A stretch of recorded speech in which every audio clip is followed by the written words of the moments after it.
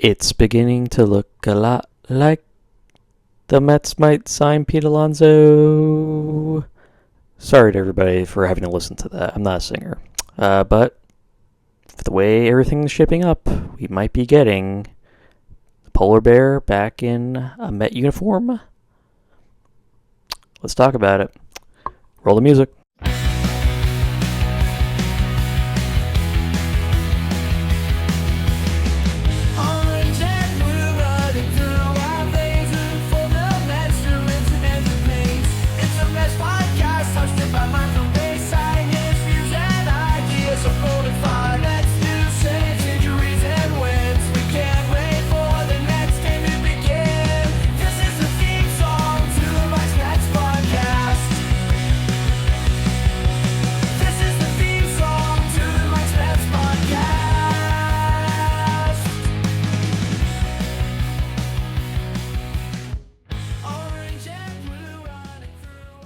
Hello, welcome to Mike's METS podcast. I'm your host, Mike Pashota, and a happy Saturday to you. And before we get into what I wanted to talk about today, which was Pete Alonso, I wanted to give a quick shout out to my mom. It is her birthday on December 22nd. Not sure when this is going to come out. I'm aiming for the 22nd, though. So for my mom, happy birthday to you. I've already wished you a happy birthday, but this is an extra special happy birthday from me to appear on this podcast. To my mom's credit, she always really tries to keep up with baseball news and particularly Met news.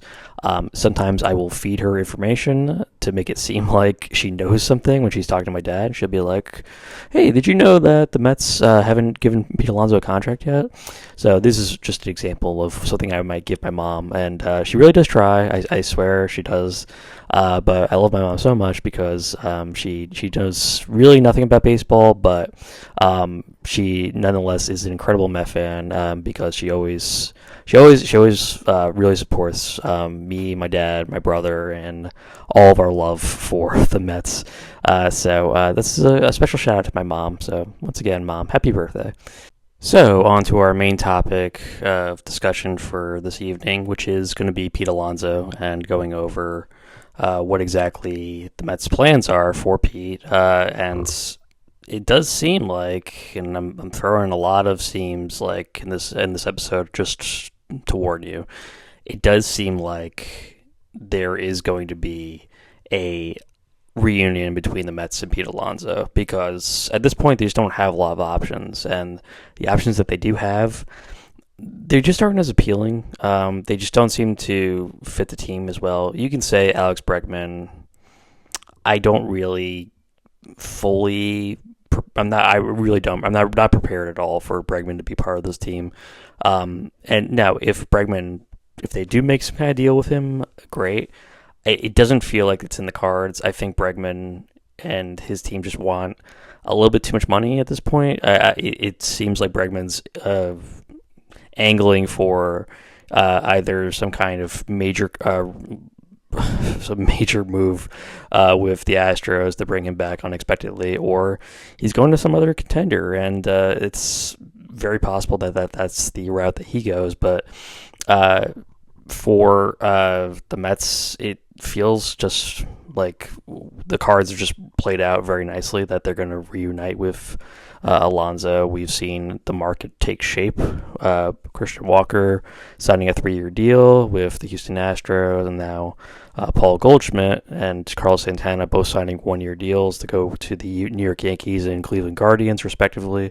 So you have a market that's pretty much tapped in terms of the free agent potential. And, there are teams that are looking hard at Alonso. I know the teams like the Mariners and the Cubs have been linked to him over the years in terms of, like adding some right-handed power to the bat, to their lineup. It is appealing. There is certainly the expectation that he can give you a level of power hitting he is an elite power hitter. There's no question about it. It is the fact that he is 30. He just turned 30 2 weeks ago. Happy birthday, Pete. But this is, things are not looking, up for his career. He is arguably peaked in his rookie year. That was the absolute apex of his abilities, and then we have just seen a steady downward push that ultimately culminated in a pretty uninspiring final season last year in 2024 with the Mets. Now, his season wasn't, Michael Conforto level bad. That was probably the worst case of it. I can remember in recent times in terms of a free agent coming in. I met leaving as a free agent in his final year and kind of gambling on the fact that he could cash in big on the free agent market. And unfortunately for Conforto, it didn't work out that way. It's not going to be quite as bad as Conforto because he wasn't as bad as Conforto because that'd be hard to do. But Alonso didn't really have the year that most teams would have wanted if they were going to throw a lot of money at him, and he already turned down a pretty fair extension offer based on what we're looking at right now, which was 7 years, $158 million, if I'm not mistaken, and that's an AAV of $22.5 million every season. That looks like would be a pretty appealing sum to Alonso right about now, because I don't think anybody's offering anywhere near that. I don't think they're offering that many years, and I don't think they're offering that kind of AAV. And if they are, it's probably not that much. I mean, he was at one point angling for like an 8-year, like $200 million contract. That seems absolutely ridiculous at this point. He's just not worth that much money. I think I would give him, if just for like a hometown like thing, I would offer probably 23, 24 million at the most. But at the same time, I'm like, it's definitely not 7 years. It would probably be 5 or 6 maximum. Let's say 5 years, and I would say maybe $24 million a year. That roughly punches out to, let me do the math real fast, and that comes out to about 115 million, if I'm doing the math right there.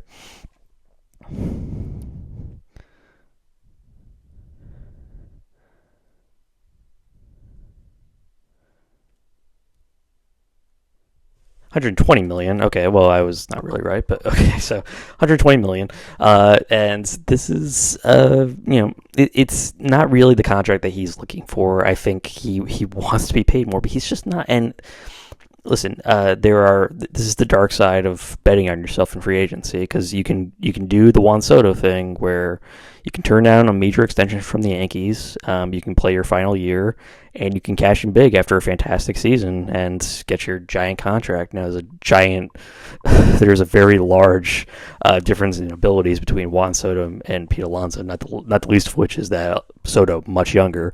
But Alonso, he just didn't really have that kind of season, and he doesn't have that kind of skill set. There are a lot of metrics that are pointing downwards for him, and he plays a position that is not something that conveys a lot of like long-term ability. I mean, he should be fine, I think, for what he does, but if they're expecting him to be, a consistent middle-of-the-order hitter, I think that's fine. But he is a guy, a first baseman at his age is not going to transition well for the second stage of his career. And I don't think Bregman would be that much bigger, that much more. I think you have to pay him fairly, but you're not going to overpay him. And I think he wants an overpay. And here's the other dark side of free agency is that you can end up like Jordan Montgomery. And this is another Scott Boras client, and if you don't know the story of Jordan Montgomery, starting pitcher, in 2022 was starting for the Texas Rangers, cashed in big after a great postseason, helped the Rangers to that title, and not 2023, and helped them to that title, and all of a sudden, he hit free agency. He could not find something in really the market that he was looking for, and ultimately signed a contract that with the Diamondbacks that it looks just abysmal right now because it was a cash-in move. Boras and Montgomery wildly overestimated the market for a guy of his services and thought, oh, well, a starting pitcher is coming off a great postseason. A lot of teams are going to be throwing money at him. There aren't that many good starting pitchers, but they wildly overestimated his worth, and a lot of teams just looked at it and said, it's not worth the money that you're trying to get from us. I'm sorry, there are other starting pitchers that we can go after, and guys that we can potentially coach up, and it really screwed Montgomery, and Montgomery ended up firing Boris right after that disaster, and so there is a potential here for, I don't think quite the Montgomery type thing. I don't think he's going to have to ultimately settle for like a 1 year, like $25 million contract, but he is in a situation where he's probably going to have to make up right now and really swallow his pride, because I think the Mets are going to be the number one offer that he's going to be getting, and they've probably reduced the number of years. If he's lucky, he's going to get something similar to his AAV, but not by that much more. I think probably like $23 million. Again, I wouldn't give him more than $24 million maximum. Even that seems like kind of an overpay, because, and that's mostly because I think they just like Alonso, but I think Stearns looks at him as a guy like, well, he has a skill set, but it's a skill set that's probably replaceable. And then you have, I think Cohen likes Alonso, but the whole situation where Alonso balked at the extension offer that they felt was fair for him, it's not something that's going to necessarily inspire Cohen to make nice with Alonso. Not that they're at odds in any way, but they are kind of budding right now. And then you have the other factor that is Mark Vientos, and Mark Vientos can just transition over to first base, and he should transition very nicely. And if Vientos hadn't exploded like he did in 2024 and had that great season, an amazing postseason, then probably Alonso has another card to play in his favor. But the Mets can just say, well, we have Mark Vientos. Vientos had a great season. He can play your position. We can go after a third baseman to replace him. Why do we need to bring you back if you're being so unreasonable with your contract demands? And it's ultimately shaping up like Alonso just has to bite the bullet here, and he has to sign his contract. You'll be a guy who stays with your hometown team, which is not very common nowadays, and you stuck around. You got your extension. You'll be paid nicely. You won't be paid as nicely as you feel you should be, but so be it. You know what? You're not going to be getting that much more money from anybody else probably. And if they are, it's not a great situation. It's not as good a situation as you're going to get with the Mets, and you get a chance to be part of a great core with Soto, with Lindor, with Vientos, and that's a great 1 through 4. That's an amazing 1 through 4, and you're just it is shaping up more and more like Alonso just has to look at this and say, okay, what is best for my legacy? What is best for my career? And if he looks at this and says, absolutely not, I want to go someplace else, he has to look at his options and say, who else is offering any kind of money similar to me, so similar to the Mets? It's going to be a very short list, and there's just no teams are going to be looking at him with any kind of desire to meet his contract demands, which are really at best unreasonable, and you have to say really like very fairly what you're worth. And for Alonso, it's going to be probably a humbling experience, because he has to realize that this market has taken every other first baseman by him and is leaving him with a golden opportunity to reunite with his franchise, but only if he can come back down to them. To them, right now they hold all the cards, they hold all the chips, and he cannot let that go away, slip away from him, because he's going to end up signing a short-term deal, like a 1 or 2 year deal for like $45 million, and it's going to look terrible, and it's going to look really bad for his brand, really bad for his legacy. And if he ends up signing like a 2 year deal with like, I don't know, like it could be anybody, the Chicago Cubs possibly. If that's the case, it's going to be a real really screw him over at that point, and it's just a bad idea for Alonso to leave at this point. So I do think, and this is my prediction, that he is going to sign. It's not going to happen probably this week. I'm going to say sometime in January he will have to come to his senses, and he's going to have to make this decision with Boris. And if Boris already got his giant commission, you know what? Like just make sure your guy signs with with his team and gets paid an appropriate amount. and just do it. Because I think someone has to take Pete Alonso aside and say, you know what, you're a good player. You're not that good.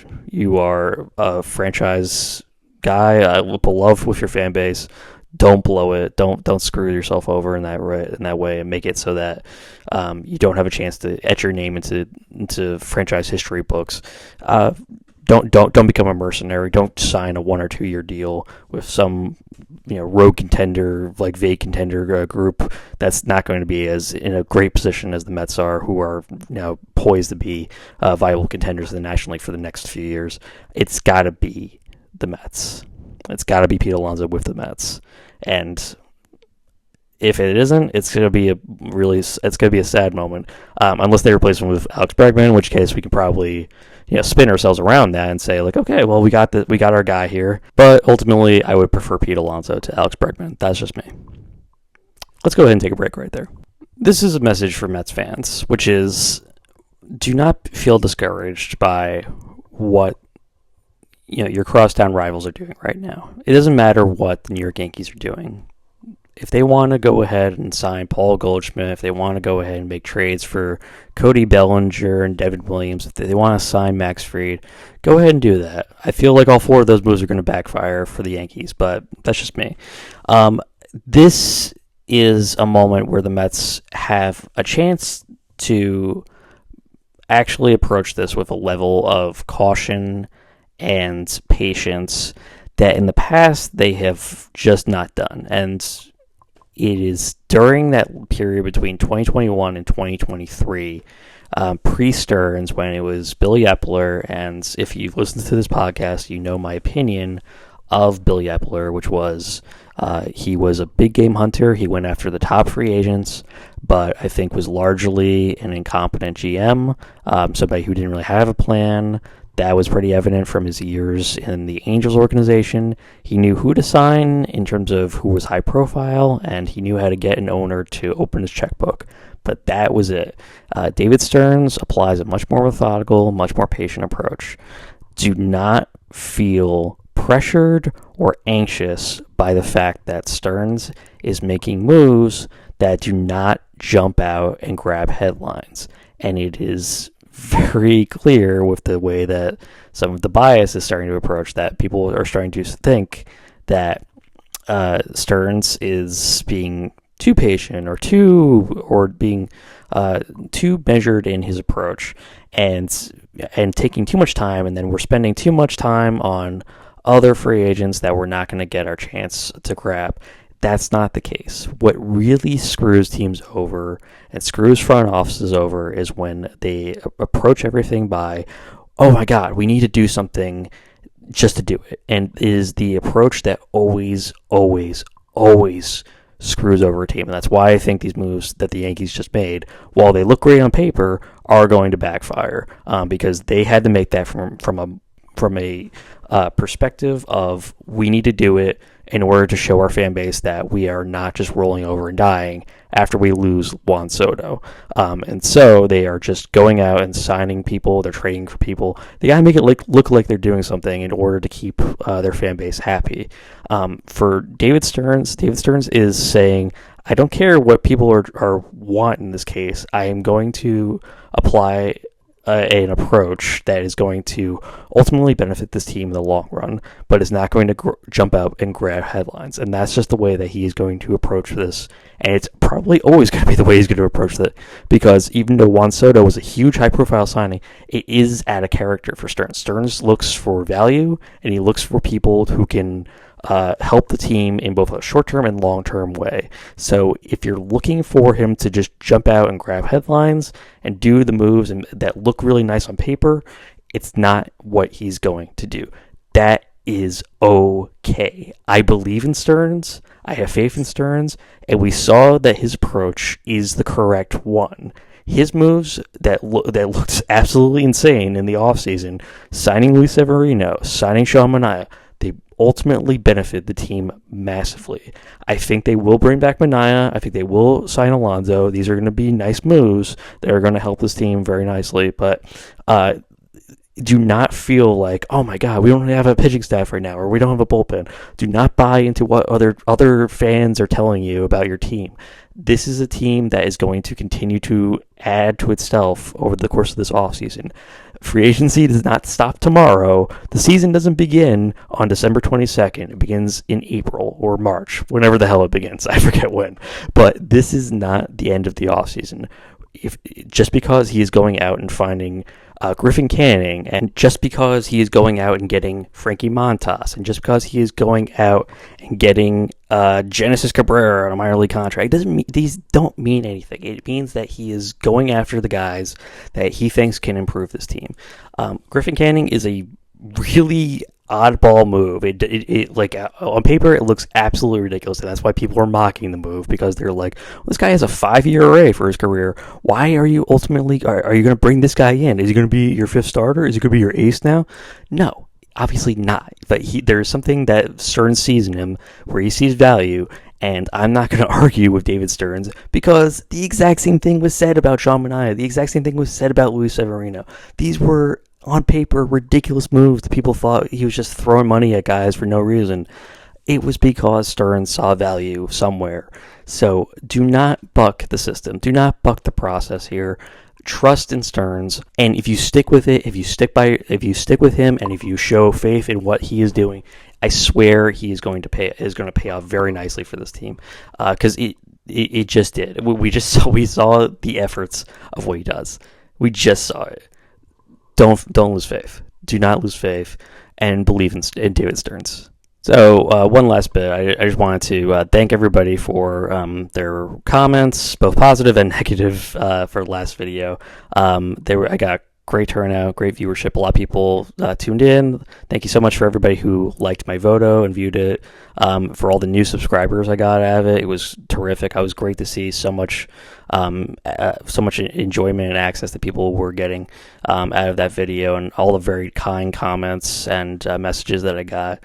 I really appreciate it. So thank you so much. I hope everybody has a wonderful holiday coming up, and enjoys yourself. Hopefully, if you are in the Northeast, in New York, like me, you're getting to deal with a little bit of snow today, but hopefully not going to be too cold for the holidays. And I hope everyone enjoys themselves, enjoys your family, and enjoys what I think will be a very nice Met off season.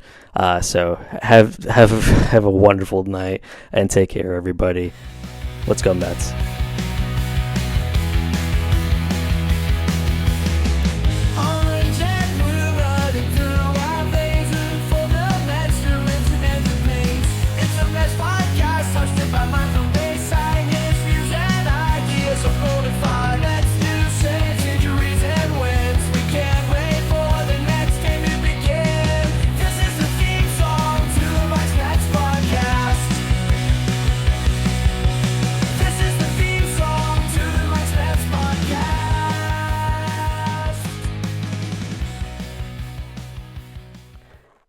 Thank you for listening to Mike's Mets Podcast. If you haven't already, please follow us on Spotify and subscribe to our YouTube channel. Leave a like and a comment, it helps so much. Finally, please follow our Twitter and Blue Sky pages. You can find us at Twitter at Mike's Mets Pod, all one word, and on Blue Sky at Mike's Mets Podcast.bsky.social. Thank you very much. Have a wonderful day or evening, and let's go Mets.